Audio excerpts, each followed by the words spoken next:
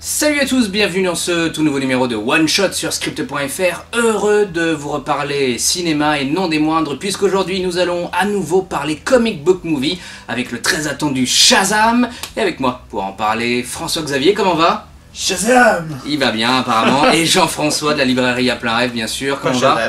Pas Shazam, ça va bien quand même? Oui, ça va, très bien. Vous connaissez la question traditionnelle de cette émission. Avant de vous donner notre avis avec spoiler, attendions-nous Shazam? Très rapidement, Jean-François. Non, pas du tout. Enfin, je veux dire, je savais que ça sortait, donc voilà. Ouais, je savais pas trop quoi en attendre et puis moi j'y suis allé sans en attendre grand chose. D'accord. Voilà. Le gars a cassé tout le délire de la vidéo. François-Xavier, est-ce que tu attendais Shazam ou pas du tout? Bah écoute, j'avais pas spécialement. C'est pas la grosse hype pour Shazam, puisque bah il y a quand même une fille, enfin pas une fille, tu vois, Endgame juste après, dans quelques semaines, donc bah pas spécialement. Il est un peu dans le creux de la vague, et pourtant. Et ben voilà, je dois être finalement le troisième luron qui, bah pour le coup, bah en fait attendait énormément Shazam quoi. C'est vraiment un personnage que j'apprécie, pas tant pour son histoire personnelle, plutôt même pour son historique dans le comic book et surtout pour, je dirais, l'iconnerie, la symbolique que le personnage peut dégager. C'est un peu le super-héros qu'on aurait rêvé d'être quand on était un gosse, non? Oui, oui, non mais c'est vrai quoi. Et puis c'est vrai qu'au fur et à mesure des images, voilà, je me disais bon allez, pourquoi pas, ça peut être un bon feeling good version super-héros, pourquoi pas. D'un mot, très chers amis, voilà, si vous aviez un mot ou une expression pour définir ce Shazam, qu'en serait-il? François-Xavier? Bien, je dirais familial. Familial pour François-Xavier. Jean-François? Enfantin? Enfantin, moi je dirais pop. Voilà, enfantin, familial, pop. Pas au mauvais sens, hein, enfantin. Ah bah voilà, le gars casse-moi le délire.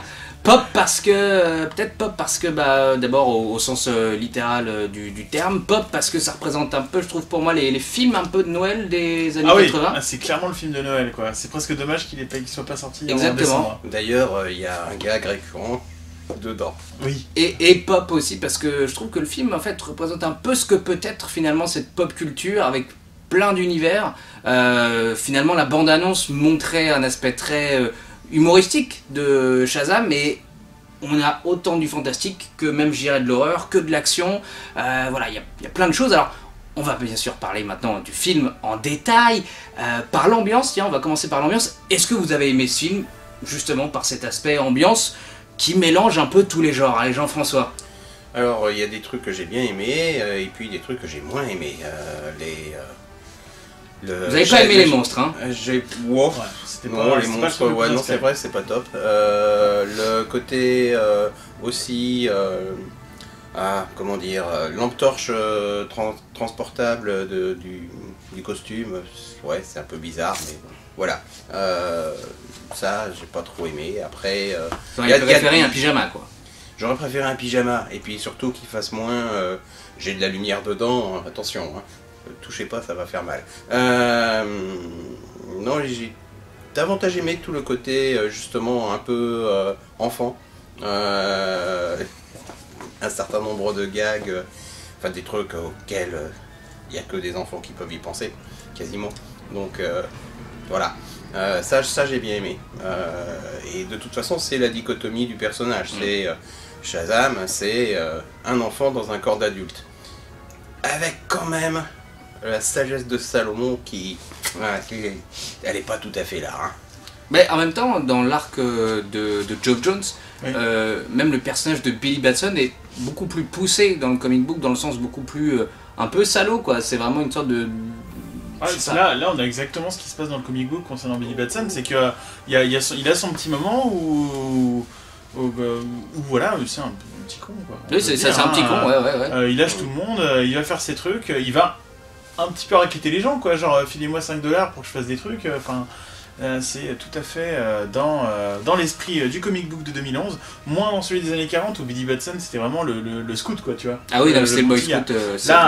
Même sans aller dans les années 40, hein, tu vois, jusqu'au début des années 2000, c'est ça. Hein. Ouais, Billy Batson c'est le brave petit gars quoi. C'est le renversement qu'a fait Geoff Johns en créant à la fois Je vais pas le dire parce que... C'est une émission spoiler. Hein. C'est une émission spoiler. C'est une vidéo spoiler, bien sûr. Alors une vidéo spoiler, et ben une Shazam Family. La Shazam Family existait déjà un peu avant quand même. Oui, hein. oui, mais pas sous cette forme-là. Pas sous cette forme-là et pas... pas la famille adoptée, etc. Et pas tout le monde dans la même famille. Ça, c'est vraiment quelque chose qui a été pris directement sur le Captain Marvel de New 52 de Jeff Jones. Bah, clairement, de toute façon, on va pas se mentir, hein, ce film Shazam, c'est en gros la trame de Geoff Jones. D'ailleurs, Geoff Jones est crédité dans le scénario du film, sans Black Adam, parce que jusqu'à la fin et même à l'after credit, c'est vraiment inspiré de l'arc de Geoff Jones, avec je trouve aussi quand même un côté un peu iconique, super-héros caricaturé que pouvait être le Captain Marvel des années 40-50 et même un peu années 70 quand il est revenu chez DC. Parlons de Black Adam, il est un peu annoncé. Black Adam est plus ou moins annoncé, c'est vrai, mais vous Pas savez que lui, hein. Exactement, on parlera peut-être de l'after credit à la fin. Qu'est-ce que tu as pensé de cette ambiance du film, justement L'ambiance est très bonne, alors elle met vraiment l'emphase sur les personnages principaux et la Shazam Family, voilà. Par contre, les Seven Deadly Sins, ça aurait pu être, c'est vraiment... J'ai l'impression que chez Warner, ils ont 3 skins de monstres pour leur film. Ils ont Doomsday, les Seven Deadly Sins, et puis les orques pour le Seigneur des Anneaux. Et c'est un peu tous les mêmes, quoi. C'est vrai qu'il y avait un petit côté, c'est vrai, un peu Doomsday. Mais je trouve pas tous bien réussis. Ah, moi je les trouve même un poil feignant sur ce point-là, quoi. Après, c'est un film qui coûte... Ça incarne pas du tout aucune des... Oui, c'est vrai. Oui, c'est des créatures pour le coup, quoi. Voilà, c'est des créatures un peu en CGI. Après, c'est un film qui, ce que je disais tout à l'heure, c'est un film qui coûte 80 millions, 90 millions de dollars. On est très loin d'un Endgame qui coûte 250, 300 millions, même d'un DC moyen qui coûte 150. Je vais pas te mentir, hein, dans Endgame, dans Infinity War, t'avais aussi des persos OSEF qui étaient censés être limite importants, quoi, les lieutenants de Thanos. Voilà, ils étaient pas non plus très inspirés, quoi, ils étaient très respectueux du comics. Mais là, on avait les Seven Deadly Sins, et dans le comics, Shazam, ils avaient pris quand même l'option de les humaniser, en fait, à l'origine, donc c'était, ils ressemblaient à des hommes et des femmes. Et ça, je pense, ça aurait rendu la chose un poil plus intéressante. Après, ça les aurait peut-être donné trop de profondeur par rapport à ce qu'on allait leur demander dans le film ensuite, donc c'est peut-être pour ça. Ils ont peut-être choisi la voie de la simplicité, tout simplement parce qu'ils n'avaient pas grand-chose à en faire. C'est juste un enjeu, des méchants, mais on va pas plus loin, quoi.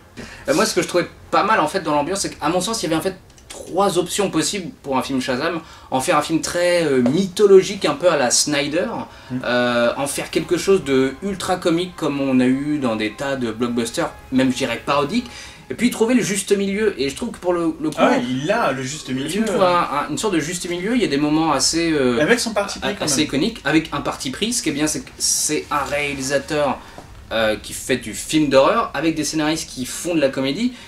Et je trouve que ça match plutôt pas mal pour un origin story. Ça a aussi les défauts d'un origin story, c'est-à-dire que c'est une histoire assez simple, mais c'est pas que l'origin story d'un super-héros, c'est aussi l'origin story du méchant. Et puis c'est la présentation de nouveaux personnages, de la famille. Je trouve que ça s'en tire franchement pas trop mal. C'est complet, hein. C'est pas simpliste. C'est simple, mais c'est pas simpliste. Un gros point fort, moi je trouve, du film, c'est le casting. Alors il n'y a pas de tête super connue, il n'y a pas de méga star, mis à part Mark Strong qui joue le méchant, et Zachary Levi qui est l'acteur qui incarne Shazam, qui avait joué dans la série Chuck, mais il n'y a pas de star ultra connue, et je trouve par contre le casting marche vraiment bien, surtout les gosses. Les gosses dans cette famille sont super. C'est vraiment très bon. De la toute petite jusqu'à... Qui est adorable, qui est absolument adorable. Jusqu'au gars qui fait Billy et l'autre qui fait Freddy, non, ils sont vraiment très bons. Être un peu moins important sur les 3 autres, mais on les voit moins en même temps. Ils ont vraiment pris le parti pris, par exemple, Marie Marvel, elle a pas énormément de temps de présence, quoi. Et les autres font un peu la transformé, quoi. Oui, parce que voilà, c'est une émission spoiler, donc bien sûr, en fait, vous le savez, à la fin du film, bien tous ces gamins se transforment en Marvel Family, en Shazam Family.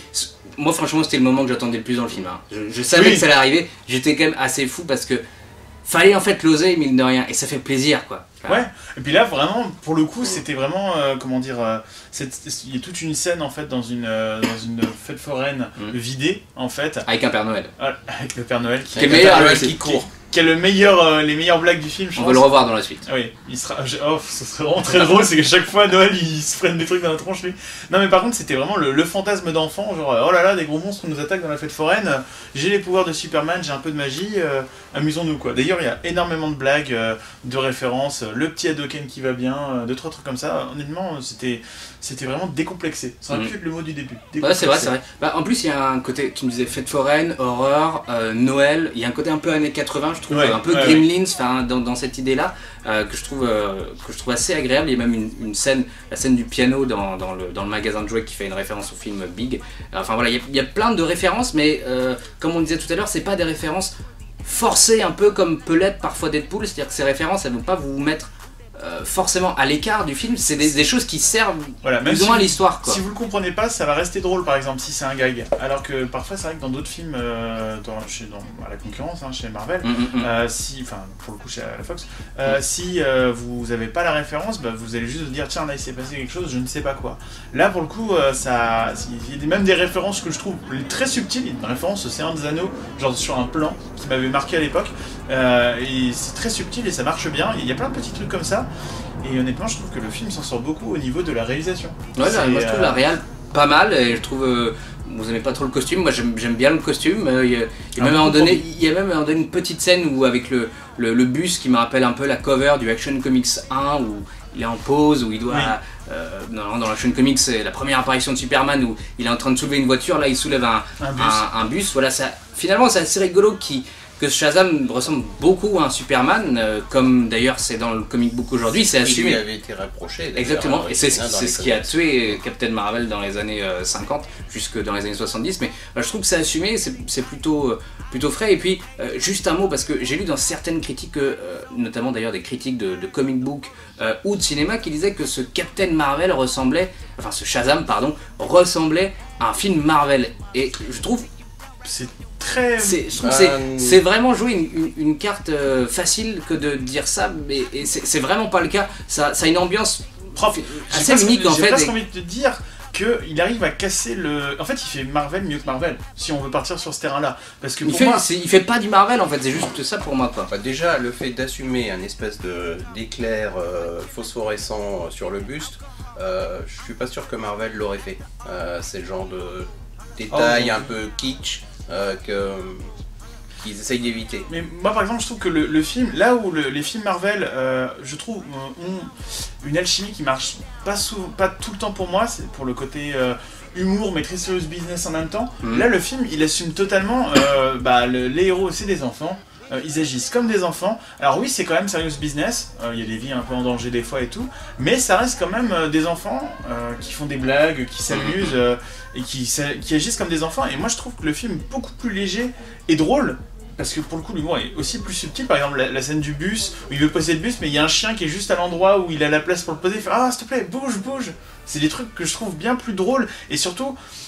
contextualisé en fait, c'est de l'humour contextualisé, c'est-à-dire que ça a du sens qu'il fasse cette blague à ce moment-là, ce qui n'est pas vraiment le cas dans d'autres films par exemple. On arrive à la fin de cette vidéo d'un mot, est-ce que vous conseillez à nos amis d'aller voir Shazam au cinéma, Jeff? Oui, allez-y, ça sera drôle, puis vous verrez un film avec des enfants dans des corps de super-héros, enfin un enfant dans un corps de super-héros. On sent qu'il a moyennement aimé le film. Ouais, aussi. Il est moyen, Jeff. Là, il est au fond. Ouais, François Xavier, est-ce que tu conseilles d'aller voir le film? Emmenez vos enfants, vos neveux. C'est clairement, pour une fois qu'on a un film qui est vraiment adapté pour eux, en fait. Dans le ton et dans tout, en fait. Le film est très adapté à la famille. Je vous conseille aussi d'aller voir le film, peut-être plus en VO. On l'a vu en VO, pas en VF, mais bon, j'ai peur que les blagues passent pas tout le temps. Même les trad, des fois, sont un peu... Je pense qu'il y a quelques traductions qui vont être difficiles. Ouais, voilà, le chihuahua. Non, chihuahua, c'est vrai qu'il y avait ça, quoi. C'est pas forcément le mieux. Enfin bref, on a hâte de voir Shazam numéro 2, bien évidemment. Merci à vous d'avoir regardé cette vidéo. N'hésitez pas à vous abonner à notre chaîne YouTube, à mettre un pouce bleu si vous avez aimé cette vidéo ou si vous avez aimé le film. N'hésitez pas à mettre en commentaire votre avis aussi sur le film. Et puis n'hésitez pas à liker notre page Facebook et puis à venir ici à la librairie à plein rêve à Nantes pour acheter du Shazam, du Captain Marvel. Bref, il y a plein de choses. Voilà, un très bel exemple notamment. On se retrouve très bientôt pour une nouvelle vidéo. A bientôt, ciao! Ciao.